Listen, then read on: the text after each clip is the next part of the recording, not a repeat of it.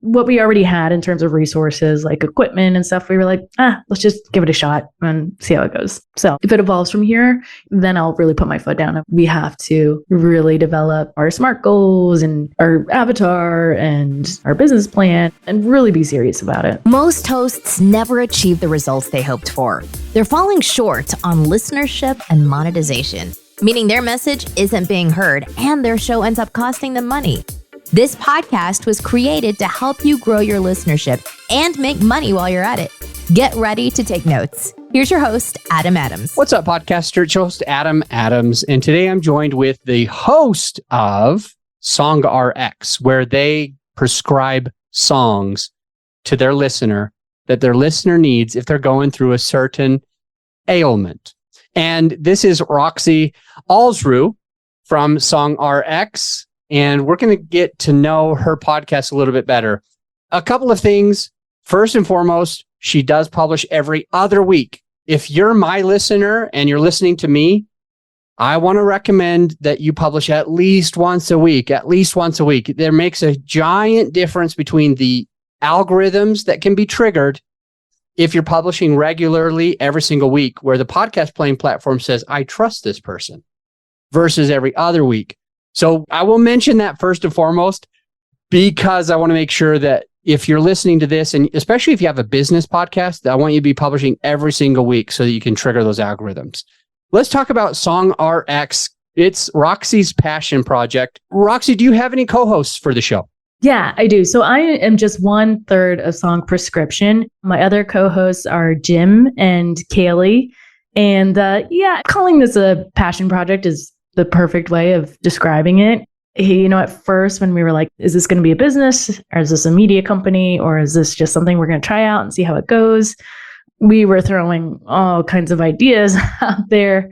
And once we launched it and as we started doing it, we were like, well, if we want this to be more serious, we are going to have to publish once a week. And what does that look like to get the three of us together and do all those things? It's pretty tough. My wife is pregnant. Jim's wife is pregnant. And our kids are going to be 2 months apart. And we're like, how are we going to make this happen? I think it's possible, but I'm a go-getter. That's good. So I remember when I started my last podcast, the first podcast I ever had, it was a real estate thing. And I had a couple of partners. And so I resonate with you. I relate to you when you say sometimes it's hard to get all three together, because we had the same office. So we were together 8 hours a day, and it was still hard to do a weekly episode with all three of us, because somebody would have a meeting with maybe a lender. Somebody would have a meeting going and looking at a property. I might have a meeting to speak at a conference or something. And it was just like, when can we all do it? So it can be challenging to get it done with multiple co-hosts. And I guess you said your wife is expecting and Jim's wife is expecting. Yeah. Amazing. All right, let's get into this. So this is something I want to understand this. How does this song heal me? And in what way does it heal me? And how are you interacting with your audience, with your listener? And how are they telling you what's going on with them? I'm curious about this, and I think maybe our listener today would be curious as well. Yeah. I think music is just a universal healer for a lot of people. And maybe it also does the opposite. Sometimes if I'm very emotional about something, I'd be like, I cannot listen to this song, and I turn it right off. But other times I'm like, I'll hear lyrics, and this is just my personal opinion. I'll hear lyrics, or I'll just hear certain chords that strike. And I'm like, God, someone else has felt this way too, or they've gone through something like this. I'm not alone, or maybe this was something I couldn't verbalize or, put into a melody and harmony, and someone else has. And that for me is very cathartic. So when people reach out to us, sometimes they're giving us very detailed messages and explaining they're going through this and they need this and they don't want that. And give me just an actual example. Give me something that they're really going through, and what song did you prescribe and why? Well, specific one. Someone was, actually at your airport, DIA. Okay. And it's got a reputation, right? For not being not a favorite airport of many people. I just got used to it because I fly a lot. Yeah. So I'm kind of used to DIA. But half of the places that I fly to and from, I'm like, dang, the lines are so fast here. Like Salt Lake is worse, though. I'll tell you this. Yeah. When my parents are in Salt Lake, I'm from there originally, and I go to Salt Lake, and it's like you have to walk about 2 miles. So it said there's signs that say, go this direction to get to the baggage claim. And you see like a half a mile straightaway. And you're like, okay, cool. I'm almost there. And then you turn the corner and you have another half a mile. And that happens like 4 times. So you walk like 2 miles. At least at DIA, at least we have, what are those things called? Trams that can take you from Concourse C to the baggage claim, and you don't have to walk 2 miles. Yeah, personally, I've never had a problem at DIA, but a lot of people don't like it. And then I didn't know nobody all does. These conspiracy theories about it. Yep. We're pretty sure they're hiding aliens or dealing drugs or human trafficking. I don't know. They're doing something. Oh boy. But anyway, so this particular listener, she was writing to us from DIA, and it was a lot of airport issues, delayed. There was construction going on. On top of that, the bartender billed her the wrong drink and like lost her credit card. And the reason why she was traveling was to go to her grandfather's funeral. So we're like, okay, there's a lot going on here. And there's a lot of different pieces that we can take away from this. Like, one of us might have prescribed, like, this is kind of like an enraging situation. And, I went the more calming route. Like, once you get on the plane, you just have to decompress and calm yourself. So the 3 of us, Jim, Kaylee, and myself, we don't share our song suggestions beforehand. We just come to the table, start recording, we share, and we get each other's reaction. And like, we tend to go different ways with things. And sometimes we're like right on the same page. And like, I get nervous sometimes that we're going to pick the same song. We've never done that before. But wait, but wouldn't it be cool if you did? I think so. The last episode, someone reached out to us. They didn't give us very many details, and I understand why. The person just said, my ex is getting married. And, they didn't say whether they were mad about it, sad about it, no kind of emotion. And I thought everyone was going to go with one of my picks, which was Alanis Morissette, You Ought to Know. And Kaylee almost picked that one, but she decided to go a different route. So like, Jim was like, his choices were, I'm kind of like, sure, I'm happy for you, but I'm not sad. My choices were scornful. And Kaylee's was like, I'm just going to have fun with this one. So yeah, well, you have a music background too, right? Used to compose music. How do you know that?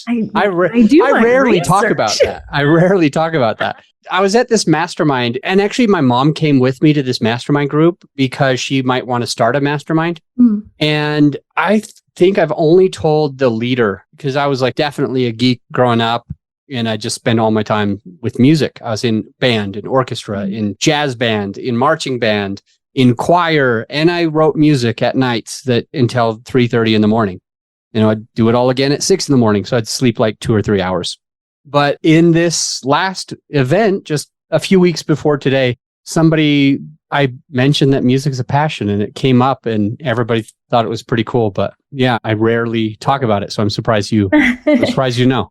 Well, for you, is it more therapeutic to write or to listen to other people's pieces, or does it just depend?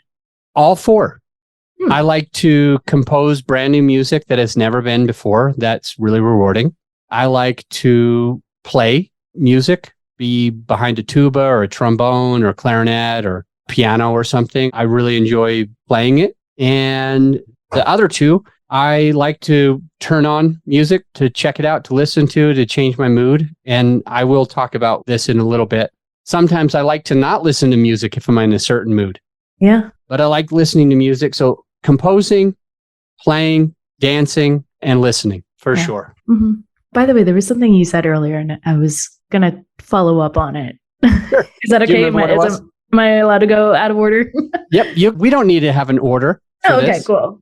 So in terms of working with a team, for me, I think that's the biggest challenge. I wouldn't change it any other way. As much as I think you can be more agile doing your own thing, I feel so much comfort and I have more fun when I'm working with other people. Yeah, it is the biggest challenge to get us to all move as a single body, to have the same goals and to try and achieve them, because we all have our strengths and our weaknesses. And like, I would say of the three of us, I'm probably the most business mindset person, whereas we go the opposite end. And one of my other hosts is just way more artsy and like, oh, people will find us and riding on a stroke of luck. And I'm like, that never happens, at least not for me. I wouldn't say I'm an unlucky person, but I'm definitely not a lucky person. We make our own luck, don't we? Yeah. Yes. That's exactly how I feel. But none of us have ever done a podcast before. It's our first time doing it. We're doing it all together. And I say it's like we're all on the same team without a coach. We all have equal voting power. And that can be tough, but it is fun. I'll say that. I've been outvoted in business and in the podcast before. Yeah. I've been pretty confident that a certain thing needs to happen. And both of the other people voted differently. And so it's like, I'm clearly right here, but I only have 33%. And these two dummies, no, I'm not really saying that, but you know what I mean?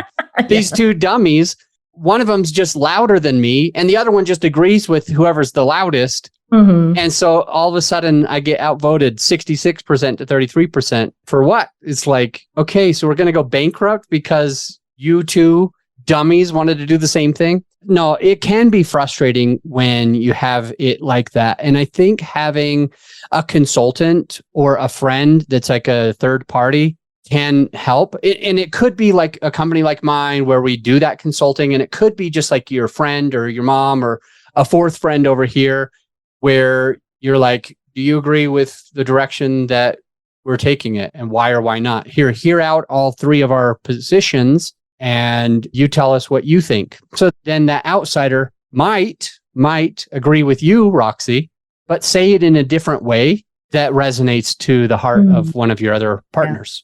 Yeah, I think I certainly do think that would be beneficial. I might have been outvoted on that. Yep. Okay. You're like, my partners cannot listen to this episode. Yeah. They're going to know all the bad stuff. No, we're only 13 episodes in, 14 episodes in at this point. Like I said, it was a passion project, and we had never done anything like this before to know how the three of us would sound. Okay. So in terms of knowing what our avatar was from the beginning, we broke all your rules, Adam. Tell us about it. Is anyone going to listen to this? Is anyone going to find this entertaining or funny? Is anyone going to learn anything? How is this even going to go? And I was a marketing major in college, and marketing and finance. And so I tell my friends whenever they're interested in starting a company, I'm like, well, find out what the market is actually going to look like. Do people really want your service or your product? Of course, do as I say, not as I do. So I'm like, yeah, we could have figured out does anyone want to listen to a show like this? Does anyone find us even entertaining? But what we already had in terms of resources, like equipment and stuff, we were like, let's just give it a shot and see how it goes. So if it evolves from here, then I'll really put my foot down. I'm like, we have to really develop, our SMART goals and our avatar and our business plan, and really be serious about it. Something that I think, a couple things. Somebody that I used to respect very much constantly would say, dabblers get crushed. You got to be serious about what you're doing. Mm-hmm. It was always dabblers get crushed. And then you listen to common, I might call it fallacy, but common knowledge, where people are like, don't overthink it. Just start, just have fun with it, see where it goes. You can always change it later. I don't resonate with that so much, but it's worked for some people as well. Like, let's just have fun, and it might get picked up. I always liked begin with the end in mind. Stephen Covey, he talks about the 7 habits of a highly effective person. And the highly effective person thinks about it before they start it. They consider it. They begin with the end in mind. They reverse engineer it. They figure out a plan. They go ready, aim, fire. Not ready, fire, aim. They go ready, aim, fire. Mm-hmm. And I believe Stephen Covey was right. We should probably understand the direction of something. We should probably understand why we're doing it. We should probably understand how to be more effective at it prior to the launch. And so it gets tough because you have most of the people over here saying, don't worry about it. You can change it later. And then you have a very few amount of us saying ready, aim, fire, not ready, fire, aim. Yeah. And so it's just like, who are people going to listen to? So I'm definitely getting that. I want to stay on your podcast, SongRX, with Jim, Kaylee, and Roxie. It sounds like somebody's a listener, a follower, a subscriber. They're like, I'm going through a certain thing. What should I do about it? And I want to put you on the spot. I know I'm not going to get 3 people, but I'm going to put you on the spot. The other day, no, this is a lot longer than the other day, but previously, I was on a 3rd date, and the 3rd date wasn't as great as the 1st and 2nd date. Had picked her up, and we got in a fight. And she played the silent treatment. I hate the silent treatment. It's like you ask a question, they don't respond at all. And so it's like an hour to her house, unfortunately. It's like an hour to her house. I could have called her a cab, but that didn't seem very kind. So here I am sitting in silence, driving her to her place. And then after 20 minutes of silence, still not even halfway home, I turn on the radio. I turn on my music from my phone. And the music doesn't make me feel better. It just blocks out the silence. And then I get concerned. I get really concerned that I'm going to associate this great song with this bad memory of somebody that I thought I was really going to like. And now we're not getting along. I'm driving her home. And so I turn off the radio. I turn off my phone and I say out loud for some reason. I'm not sure why I felt like I had to say it, but I told her, I said, I'm just not going to listen to music because I don't want a memory associated to it. What would you have done? Oh, God. I would have played my own podcast. I'm just kidding. I can do the most self-absorbed thing possible. I'm just kidding. Oh, God. I probably would have turned it to NPR because the silence would have killed me. I don't know how you lasted that long with just dead silence. Yeah, I would have taken your lead with turning off the music because I don't want a good song ruined. Then I would just go to talk radio. If you had tried to talk to her, she wasn't going to answer any questions or talk to you at all. Very few. Okay, well, and it seems like the conversation would have just been fruitless. Yeah, we would have gone to talk radio for sure. Oh, God. Okay. So how did the rest of the night go? I was upset. And then as soon as I got home, she was like, I'm so sorry. And I don't know why I did that. And I'm like, you couldn't have said that when we were driving? Yeah, and this was only a 3rd date? Yeah. Well, wait. I should ask first. Did you see her again? Or was that it? Yes. Are you still seeing her? Wow. Can you stop, Roxie? You're making me vulnerable on my own show. Who's interviewing you? Right. Well, you could have taken that a lot of ways. Like, is this a red flag? Is this, okay, this person's very in touch with their emotions or not? Yeah. Anyway, so we will move on. That's for sure. That's for sure. What have you learned through your podcast? So you know who my listener is. They are a podcaster. They want to be successful. Roxie, what takeaways do you have for that listener? We'll be right back. Hey, my friend, as you know, this episode is sponsored by my company, growyourshow.com. We want you to be able to have the best tools at your disposal without costing you a whole arm and a leg. So right now you can get a free list of vetted equipment that like mics, mixers, webcams, sound treatment, editing software, everything that you need. I created the whole PDF with direct purchase links just to save you time and money, to help it be more convenient for you. So this free PDF will help you skip all the guesswork. If it's on there, it's vetted and approved by yours truly. And if it's not on there, it's probably not worth the money. So go ahead and get yours at growyourshow.com/PDF. Let's get back into the show. We are back with Roxie from SongRX. She's a third of SongRX with Jim and Kaylee. And of course, she put me on the spot. I had to go straight to a commercial break. I had to rip her a new one. I'd be like, hey, why would you do that to me? Right there, live on my show. I can't change anything, but we're done. She's giving me the silent treatment now.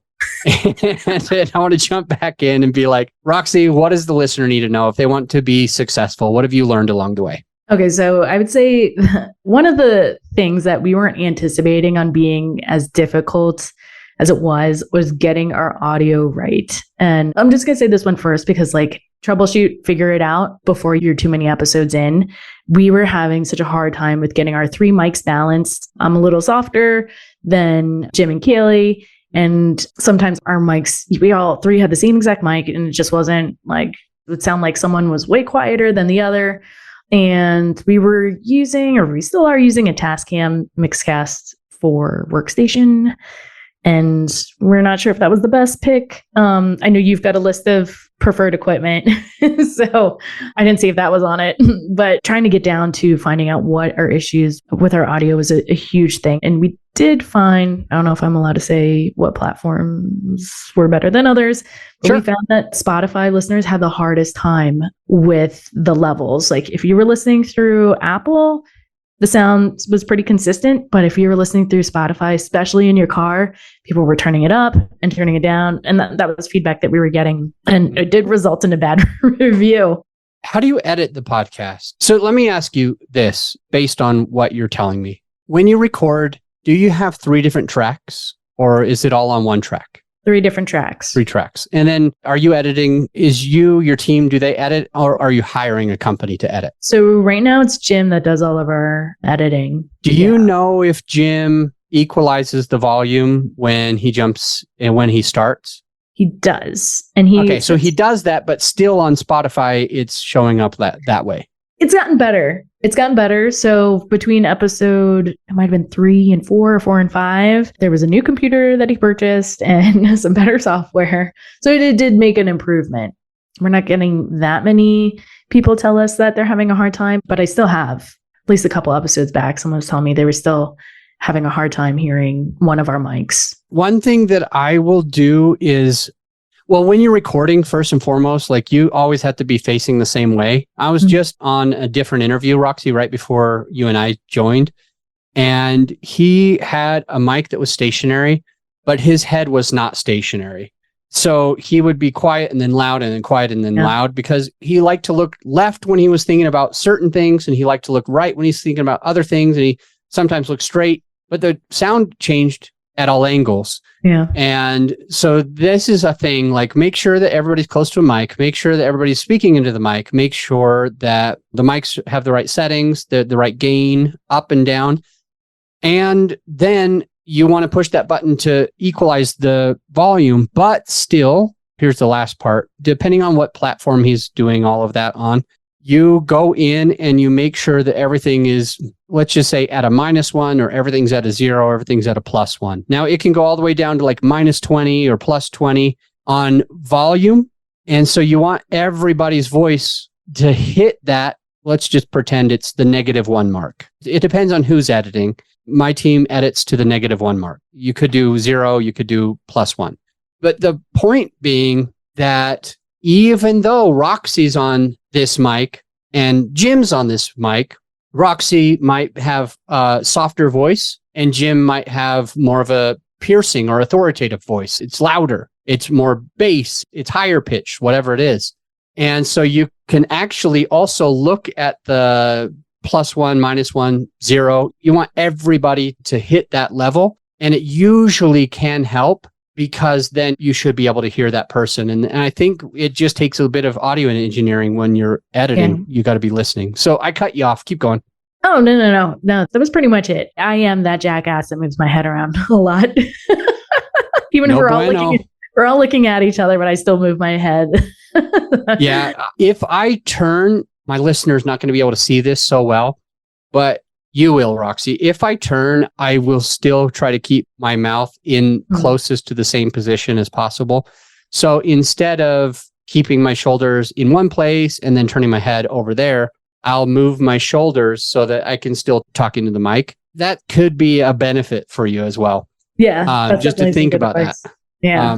We forget that we're connected to a mic and that the mic doesn't always move with us. And so did he. And he had 400 plus episodes that he had published and he was still doing it. So it's not something that just comes naturally. We have to think about it. Yeah, it is very unnatural. And for me, I had the least experience on mic. So Kaylee was on radio before. If she's ever on your show, maybe she'll tell you what show she was on, but I won't, I won't disclose that information. And Jim is a musician, and luckily I have them to remind me, but sometimes it just feels like we're not recording, we're just having a real conversation, which I would say is the silver lining to all of it. But that just means my head isn't following my mic. Yeah.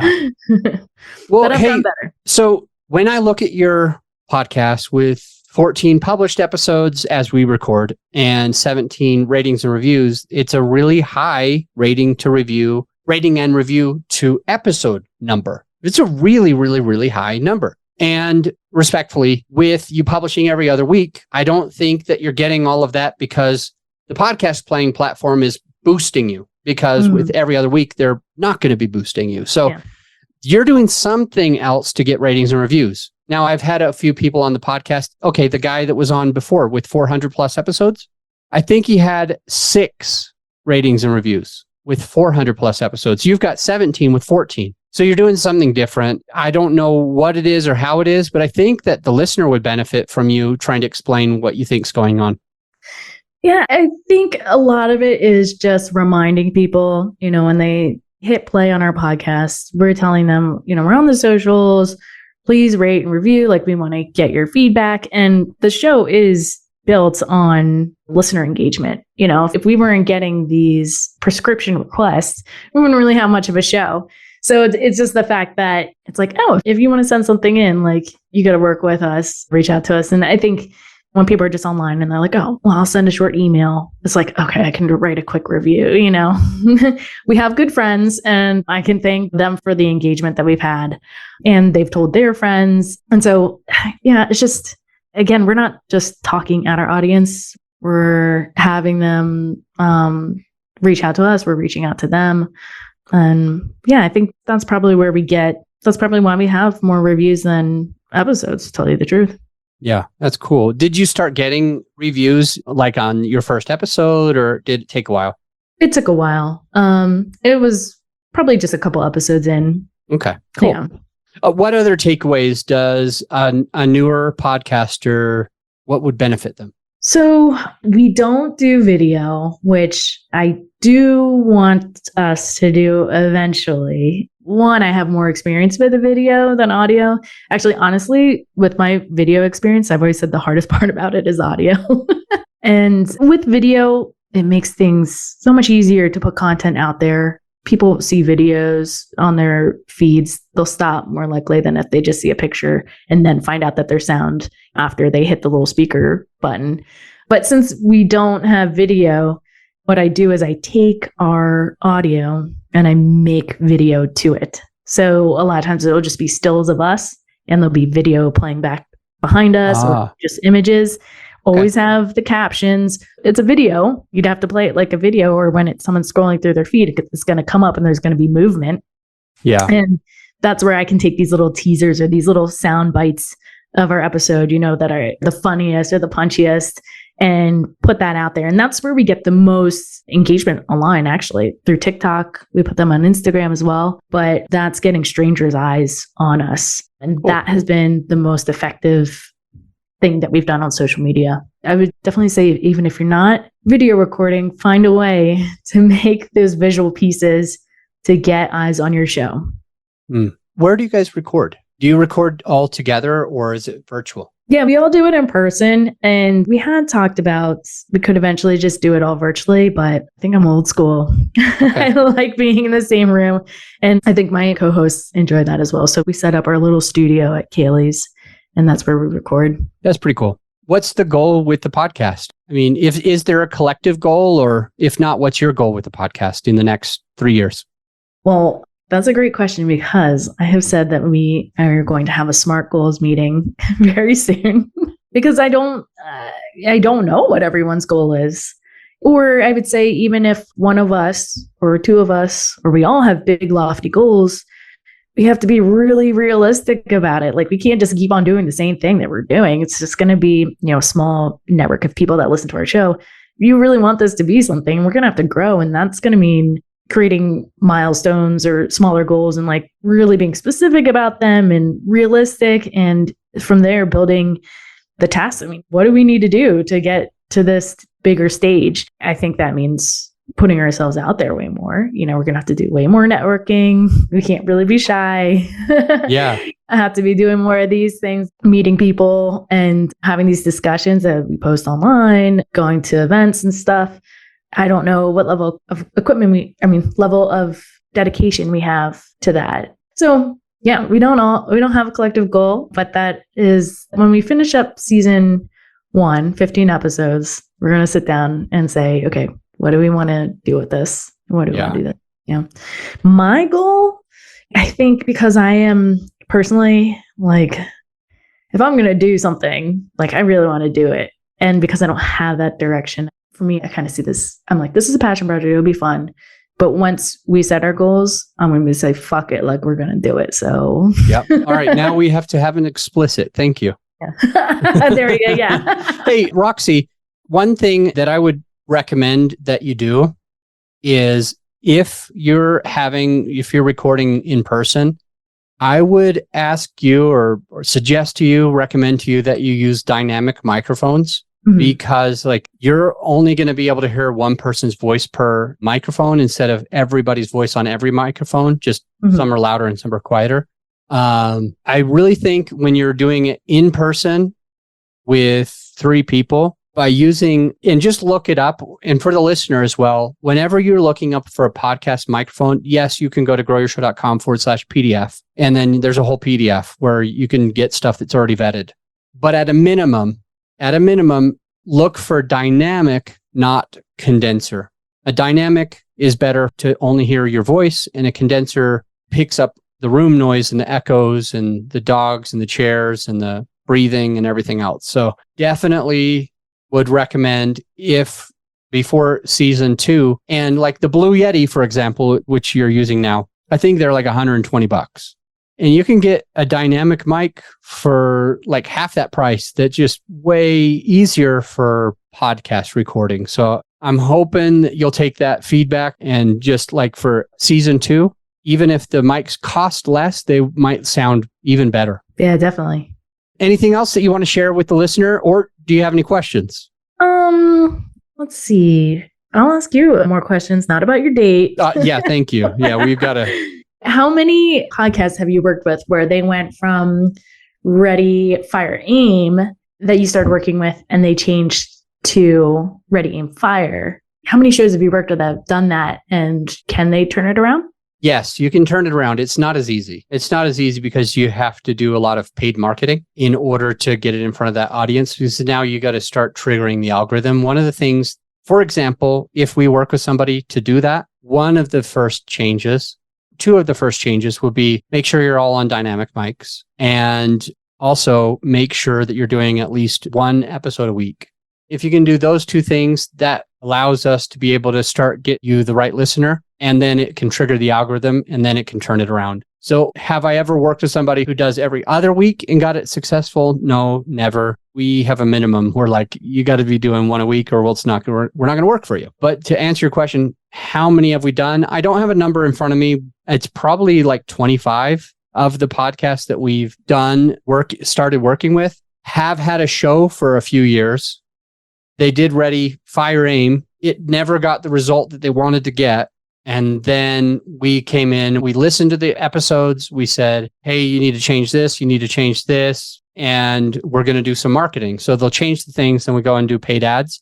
And 100% of the people that we've worked with have been able to get ranked into the top 1% of all podcasts worldwide out of 5 million podcasts. So we have a really good track record. But just the number of people that came to us that already had a podcast over the last 4 years, people that have come to us that have already had a podcast, I'm guessing it's somewhere around 25. We've worked with about 100 people, but we don't always do marketing for people. We don't always, sometimes we're launching a brand new podcast. Sometimes we're supporting a podcast that's already there. I'm guessing like 25, and it's foolproof. You make sure the mics are great. You make sure that the content is coming out consistently at least once a week. And you do the things that you've already talked about, which is like keeping it real, keeping it fun, keeping it interesting, doing it in person, enjoying yourself, having something that is fun and exciting to listen to, adds value to other people. Then as long as you do the paid marketing, as long as you're getting the paid ads where they need to go and you're spending the lowest amount of money to get the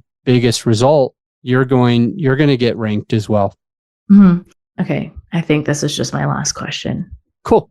Will you ever not work with a podcast because you just don't think it's a good show? Yes, a few times. There's been a few times that I won't work with it because I don't think it's great. I don't think we can do anything for them. And then there's also been a few times that people came to me and they're like, I'm going to start a podcast. It's going to be about this. And I'm like, you shouldn't. You shouldn't do that. And if you do, we're not going to help you. So that's rare. Maybe 20% of podcasts out there. The content's not on point. They don't know who their avatar is. They don't have the direction, or they're not willing to take the direction. So yeah, that does happen. Maybe about 20% of the time. Oh, okay. I'm always really happy when I get off of a call. So I do sales calls with potential clients. And my favorite thing, and I don't know why this is so, like, you should be happy when you sell somebody to working with you and now you're making more money and they're getting, for some reason, whenever I tell somebody, no, don't waste your time with the podcast, and we get off, I'm like, you know what? I think I did a good thing. I think in this case, I did a good thing. So it does happen, to answer your question. Well, that's refreshing to hear, because if you're saying yes to everybody, I'm like, I would be like, I don't know. Something would make me wonder, like, I don't know how to put this in words. It doesn't seem realistic, right? Yeah. Yeah, in a way. Okay, so this is Roxie from SongRX. She does that podcast with Jim and Kaylee as well. The premise of the show, in short, is it's a place that you come for laughs and some awesome music. And there are 3 people, so you get usually so far 3 different songs. And it's kind of fun. Like, you can say, my ex is getting married. You can say, I'm doing campfires and we're roasting s'mores. What should we listen to? Hey, I'm collecting a vinyl record collection. I'm actually going through some of our episodes right now. Back to School Blues. And these 3 will come together. They will do about an hour episode where they do all 3 songs. Now, Roxie, I do have one random question. Do you play the song on the episode? We do a short snippet, which is, we put our show on YouTube, which we wouldn't, because again, we don't do video. It would just not fly. We can do it on Spotify. Okay. We had to keep it short for licensing reasons. Yeah. So that's a thing that I'm like, be careful. Be careful if you're sharing the actual song, because of licensing and copyright. We never know what's going to hold us back unless we really do our research. So if you keep doing that with the snippets, I would say make sure that you're doing it short enough. Side note, when we help somebody with a podcast, we always make sure that at least their intro and outro music is original theme music. Like, so it's just their music. It's not a song that they had heard or whatever. So it's their own actual audio brand. But yeah, I was just curious if you had done that. And I have listened to one of the episodes, but it was like, I think 2 months ago, when you and I were like, hey, let's get you on. And so I remember listening to one, but I thought you had the music play, but I wanted to double check. If you're listening, we did have a few takeaways. We had a few takeaways about what makes your podcast valuable, what makes it trigger algorithms, what makes it fun, what makes it sound good. So just remember those takeaways, write it down, and hopefully you can become a better podcaster. The next episode's a little bit shorter. It's you and me. So it's just me pouring into you things that I know that you need to do to become a better podcast. I'll have tangible takeaways as well. So go ahead and don't go anywhere. Just see you on the next episode. And also feel free to check out Roxie's podcast, her social and her podcast. The links are in the show notes already, so just scroll down and you can connect with her there. By the way, one way to ensure that you don't miss out on great content that we're producing on a regular basis is to make sure you're subscribed to the show. You need to be subscribed or following the Apple Podcast or wherever you listen to it in order not to miss all of that. And before I let you go, I need to mention, because a lot of people are asking, do you help? Can you help me with this? And the answer is yes. My company actually does it. It's called Grow Your Show. And you can find that at growyourshow.com. Our clients, they call us the easy button for podcaster, because they simply have to record their episode. And they know that every single thing else is done for them. We sweat the hard stuff so you can be the star of your show. And if you would like help to make sure that we're editing and publishing and promoting and doing your social media, it's all in one place. And I think it's pretty affordable. You'll have to take a look for yourself. Just go to growyourshow.com and check us out. And by the way, I'll see you on the next episode.